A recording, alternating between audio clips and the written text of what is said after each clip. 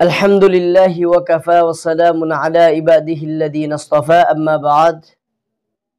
একটি ভুল মাসআলাটি হচ্ছে, অনেক মানুষ মনে করে থাকেন যে কুকুরের শরীরে যদি মানুষ লাগে বা মানুষের শরীরে যদি কুকুর লাগে তাহলে মানুষের শরীর নাপাক হয়ে যায়, মানুষের কাপড় নাপাক হয়ে যায়।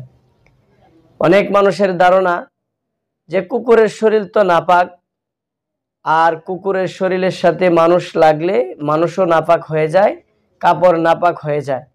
আর যদি ভিজা থাকে, কুকুর যদি ভিজা থাকে তাহলে এটা আরো বেশি বড় নাপাকি মনে করে থাকেন। শরীয়তে কুকুরের লালা নাপাক, কিন্তু বা কুকুরের শরীরে যদি কোনো মানুষ লাগে তার কাপড় নাপাক হয়ে যাবে, এটার কোনো ভিত্তি নেই। কুকুরের শরীরে মানুষ লাগলে কুকুরের শরীরের সাথে মানুষ লাগার কারণে মানুষের শরীর নাপাক হয় না, কাপড় নাপাক হয় না। কুকুরের শরীর যদি ভিজাও থাকে তবুও যদি লাগে নাপাক হয় না।